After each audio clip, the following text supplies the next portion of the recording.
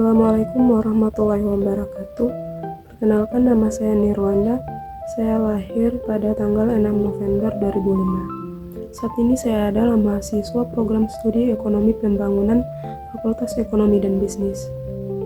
Di sini saya akan bercerita tentang inilah kisahku yang dimulai dari SD hingga bangku perkuliahan.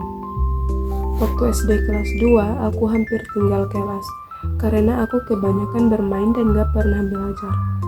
Dan ketika mamaku tahu, mamaku marah pada saat itu dan mengurungku di kamar untuk belajar terus. Yang tadinya berleha-leha dan banyak bermain, aku disuruh dipaksa untuk belajar.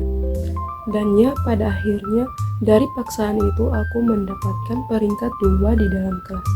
Aku pun tidak menyangka pada saat itu.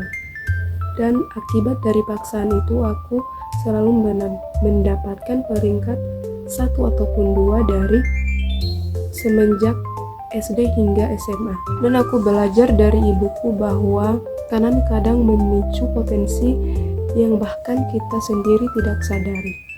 Kalau ibuku membiarkanku saja dan tidak menekankan aku untuk belajar, mungkin aku nggak akan mendapatkan prestasi sama sekali dalam hidup aku, dan aku akan bermalas-malasan belajar dan mungkin aku nggak akan seambis sekarang.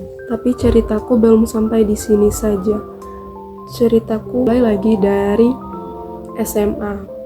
Pada saat itu aku sudah berharap akan keterima di SNBP, tapi kenyataannya tidak, malah ketolak. Dan aku mencoba lagi mendaftar di jalur SNBT dan Mandiri, tapi dua-duanya nggak ada yang nerima aku sama sekali. Dan aku pun sedih kan pada saat itu. Dan ya, aku berpikir mungkin takdirku bukan di kampus itu. Ternyata prestasi yang aku punya nggak cukup sama sekali untuk nembus di kampus impian itu. Aku nggak tahu lagi kan mau ngapain, mau kerja juga. Mana ada yang mau nerima hanya lulusan SMA. Ya, aku bingung pada saat itu. Pikiranku cuman hanya satu, yaitu kerja dan nggak ada lagi kepengen buat kuliah.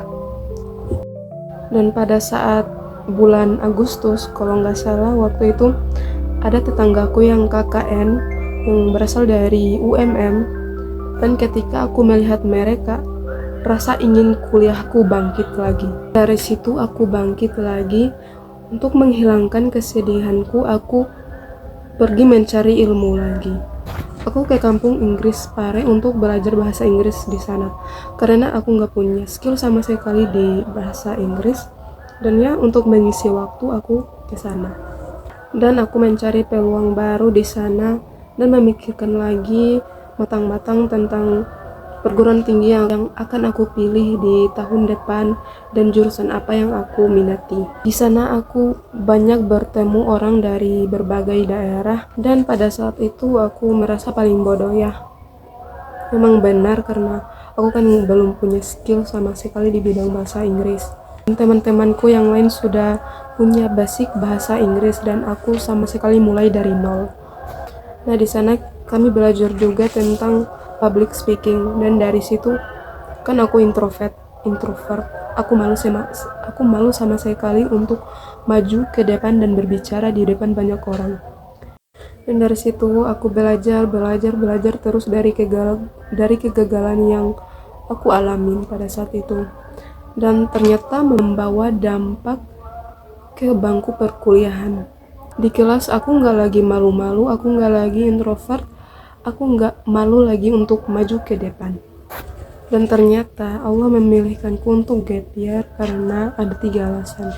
Yang pertama, kamu tidak cocok sama jurusan yang kamu pilih saat SNBP, SNBT, dan Mandiri.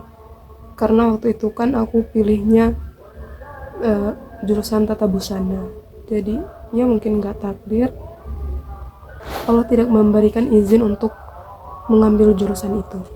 Dan yang kedua, aku gap year-kan dulu karena kamu belum cukup dalam hal kepedean.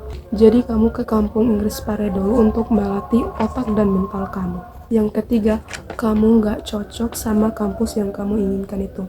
Kamu harus mengelilingi dirimu dengan nilai-nilai Islam. Dan ya, finally aku pilih UAD. Tentang kedepannya ingin seperti apa, aku ingin menjadi sosok yang inspiratif bagi keluarga dulu, kemudian tetangga, kemudian masyarakat, dan akhirnya orang banyak. Dan bisa memberikan ilmu yang bermanfaat yang aku miliki kepada orang-orang di sekitarku.